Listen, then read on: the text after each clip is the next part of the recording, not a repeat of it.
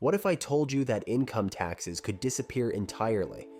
No federal tax on your paycheck, ever again. Sounds like a dream, right? But here's the catch. They want to replace it with tariffs. Could this radical shift save America's economy or throw us into financial chaos? Let's break it down. Hey everyone, welcome back to Wealth Steps. Today, we're diving into one of the most controversial ideas in modern US economic history, replacing income taxes with tariffs. This isn't just theoretical. Donald Trump has floated this concept, and it could reshape how America operates. But here's the big question, does it work? Before you jump on board with this idea, let's look at the historical and economic implications.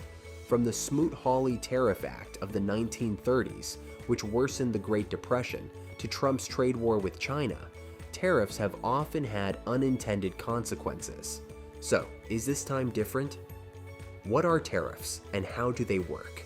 Let's start with the basics. What is a tariff? Think of it as a tax on goods imported from other countries.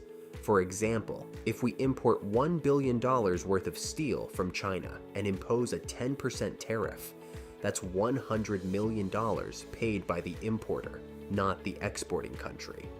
The theory is that tariffs make imported goods more expensive, encouraging people to buy American-made products instead. Sounds great in theory, but who really pays for this? Spoiler alert, it's you, the consumer. Let's take a look at history for proof. Historical lessons from tariffs. One of the most infamous tariff policies in US history was the Smoot-Hawley Tariff Act of 1930. It was supposed to protect American farmers and manufacturers during the Great Depression. Instead, it backfired spectacularly. Other countries retaliated, imposing tariffs on American goods.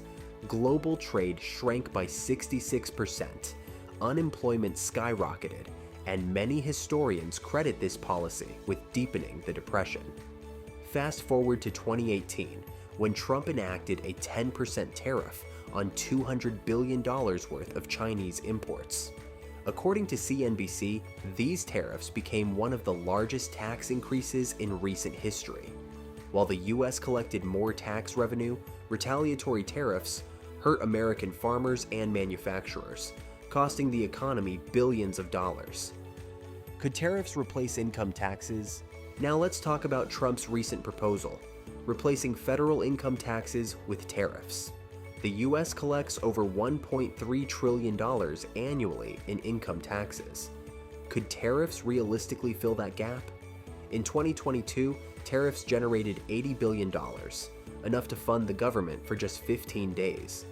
To replace income taxes entirely, we'd need to impose astronomical tariffs on almost every imported good, driving up prices for everything from food to electronics. The economic impact on everyday Americans. Let's break this down for the average American household. Independent studies estimate that tariffs could cost families an extra $2,000 to $4,000 annually in higher prices. That's because businesses don't absorb these costs. They pass them on to you. Think about it. Everything from cars to coffee could become significantly more expensive.